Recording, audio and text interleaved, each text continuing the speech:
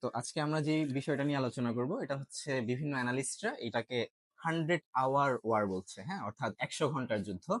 তো এটা মূলত হয়েছিল পাকিস্তান এবং ইন্ডিয়ান এয়ারফোর্সের সাথে, এবং এটাকে আসলে সেভাবে যুদ্ধ বলা যায় না। তবে এই জিনিসটা বা এই হচ্ছে গিয়ে যে যুদ্ধ যুদ্ধ পরিস্থিতিটা, এটা আমাদেরকে ভবিষ্যৎ যুদ্ধ পরিস্থিতি কেমন হবে সেই বিষয়ে একটি চমৎকার পরিষ্কার আইডিয়া দেয়, এবং কিভাবে পরবর্তী যুদ্ধক্ষেত্রগুলো তথ্য প্রযুক্তির উপর অনেক বেশি নির্ভরশীল হয়ে উঠবে এই বিষয়টা আমাদেরকে জানান দেয়।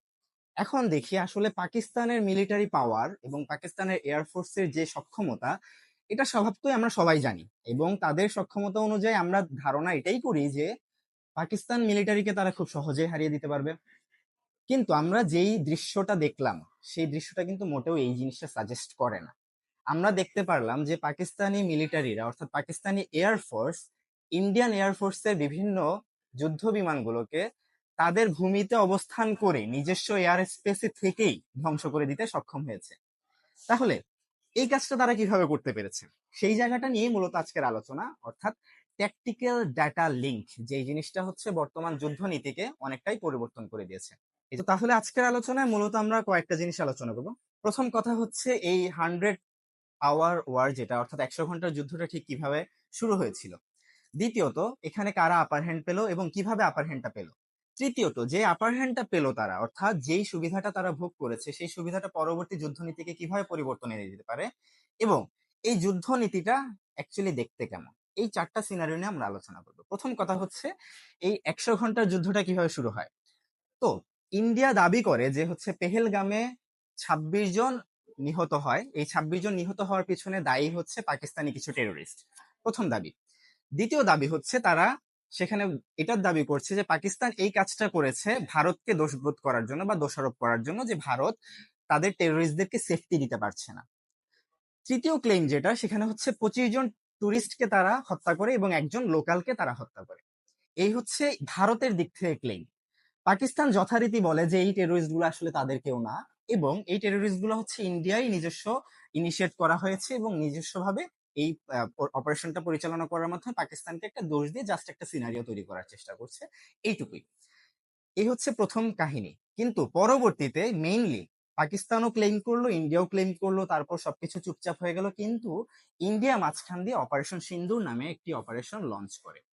যেই অপারেশনটা লঞ্চ করার পরবর্তীতে পাকিস্তানের বিভিন্ন এয়ারফোর্সের যে বেস গুলো রয়েছে, সেই বেসে তারা আক্রমণ চালায়, এবং এটার পরবর্তীতে পাকিস্তান সরাসরি সাথে সাথেই কাউন্টার অ্যাটাকটা করে দেয়, যেটা খুবই সারপ্রাইজিং ছিল। কারণ কাউন্টার অ্যাটাক করার জন্য আপনার ন্যূনতম মিলিটারি ফোর্স মজুদ থাকা লাগবে এক। দ্বিতীয়ত, আপনার হচ্ছে বেসগুলোর আশেপাশে এয়ারফোর্স থাকা লাগবে দুই। তৃতীয়ত, আপনার রাডার এবং হচ্ছে আপনার গ্রাউন্ড ফোর্সের সাথে কন্টিনিউয়াস কমিউনিকেশন থাকতে হবে তিন। এই সবকিছু পাকিস্তান কি আগে থেকে রেডি করে রেখেছিল? কিংবা যদি রেডি করে থেকে নাই থাকে, তাহলে তাদের কাছে কি প্রযুক্তি ছিল যেটা এই কাউন্টার অ্যাটাকটাকে অনেক বেশি সফল করে তোলে? কাউন্টার অ্যাটাকটা চলে মূলত 4 দিন, অর্থাৎ প্রায় 4/24 98 ঘন্টা বা 100 ঘন্টার মতো চলে, যে কারণে এটাকে 100 আওয়ার ওয়ার বলা হয়। তো এই গেল হচ্ছে ব্রিফ হিস্ট্রি। এখন আসি দ্বিতীয় কথা, যে এই যুদ্ধে সবচেয়ে বেশি আপার হ্যান্ড পেয়েছে কে।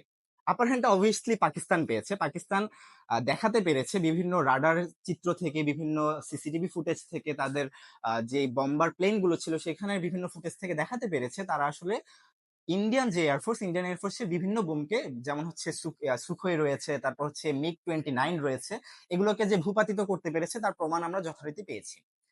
কিন্তু ভারত আসলে বলছে যে তারা অনেকগুলো এয়ারক্রাফটকে ভূপাতিত করতে পেরেছে, কিন্তু তারা এরকম কোনো প্রমাণ দিতে পারেনি। অর্থাৎ আমরা ধরে নিতে পারি আপার হ্যান্ডটা পাকিস্তান পেয়েছে।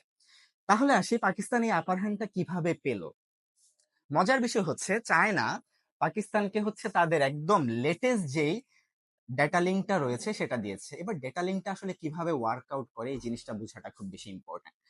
আপনি যে যুদ্ধ বিমানগুলো আমদানি করছেন, যেমন ধরেন ইন্ডিয়ার দিকে যদি তুলনা করি, ইন্ডিয়া হচ্ছে তাদের এই পাকিস্তানের সাথে যুদ্ধ যেই করেছিল সেখানে ইউএস এর কাছ থেকে যুদ্ধ বিমান নিয়েছে, ফ্র্যাঙ্কো ব্রিটেন থেকে যুদ্ধ বিমান নিয়েছে, ফ্রান্স থেকে রাফায়েল নিয়েছে, মিরাজ নিয়েছে, অর্থাৎ তিনটি আলাদা সোর্স অফ যুদ্ধ বিমান তাদের কাছে ছিল। যেই কারণে তিনটি আলাদা সার্ভারকে ইউজ করার মাধ্যমে তারা কমিউনিকেশন বিল্ড করছিল। এই জায়গাটাতে মেইন প্রবলেমটা হয়েছে। প্রবলেমটা কোথায়? পাকিস্তান যেই যুদ্ধ বিমানগুলো ইউজ করছিল, পাকিস্তানের কাছে যে দুটো যুদ্ধ বিমান ছিল, যে দুটোকে তারা ইনিশিয়েট করেছিল এই অপারেশনটাকে পরিচালনার ক্ষেত্রে, তারা এই দুটোটাকে নিজস্ব একটি সার্ভারের মাধ্যমে রেখেছিল। এবং এই নিজস্ব সার্ভারের মধ্যে সেটাকেই হচ্ছে আমরা ট্যাকটিক্যাল ডাটা লিঙ্ক বলতেছি, যেই ট্যাকটিক্যাল ডাটা লিঙ্কের মাধ্যমে পাকিস্তান এট এ টাইম লাইভ লোকেশন শেয়ারের সাথে লাইভ কমিউনিকেশন এবং লাইভ এনিমি লোকেশন ডিটেকশন থেকে শুরু করে লাইভ অ্যাটাক পর্যন্ত করেছিল। অর্থাৎ চারটা কাজ এট এ টাইম একই সাথে হচ্ছিল। অর্থাৎ আগের যুদ্ধ রীতির মতো আপনি রেডিও কল করে আপনার গ্রাউন্ড ফোর্সকে বলবেন, হেডকোয়ার্টারকে বলবেন যে হচ্ছে আপনি মিসাইল পাঠান অমুক কোঅর্ডিনেটে, ওই যুদ্ধ নীতি পাকিস্তান ফলো করেনি। পাকিস্তান যেটা করেছে, তাদের একটি 300 কিলোমিটার 400 কিলোমিটার একটি রেডিয়াসের মধ্যে অবস্থান করছিল তাদের বিভিন্ন রাডার। প্রত্যেকটি রাডার যদি 300 কিলোমিটার করে কভার করে, এই 10টা রাডার যদি আমরা মনে করেন তুলনা করি, 10টা রাডার হচ্ছে 3,000, যদি 300 কিলোমিটার করে তুলনা করি, তাহলে প্রায় 3,000 কিলোমিটার তারা কভারেজ করছে। এই 3,000 পুরোটা কিলোমিটারকে ওরা একটা মনিটর, একটা ম্যাপের মাধ্যমে অ্যানালাইসিস করতে পারছে এই ট্যাকটিক্যাল ডাটা লিঙ্কের মাধ্যমে। এবং এই ট্যাকটিক্যাল ডাটা লিঙ্কের মাধ্যমে এই যে 3,000 বা 30,000 কিলোমিটার বা যতগুলো রাডার রয়েছে, পুরো পাকিস্তান এয়ার স্পেসকে তারা একটা মনিটরে অ্যানালাইসিস করছে। পাশাপাশি এই পুরোটা জায়গাতে ওরা হচ্ছে এট এ টাইম যাচাই বাছাই করছে একটি কোডের মাধ্যমে, কোড ট্রান্সমিশনের মাধ্যমে, যে কোনটা ফ্রেন্ডলি এয়ারক্রাফট এবং কোনটা এনিমি এয়ারক্রাফট। তারা কি করছে, যেটা ফ্রেন্ডলি এয়ারক্রাফট সেটাকে তো স্বাভাবিকভাবে উঠতে দিচ্ছে, আর যেটা এনিমি এয়ারক্রাফট সাথে সাথেই সে কোঅর্ডিনেশনের ভিতরে অ্যাটাক চলে যাচ্ছে। এখানে কেউ আপনাকে অর্ডার দিতেছে না, এখানে কোনো বিমান আপনাকে হচ্ছে কিছু ট্র্যাক করে বলতেছে না যে ভাই ওই জায়গাতে অ্যাটাক করেন। এই ধরনের সিনারিও সম্পূর্ণরূপে চলে গেছে।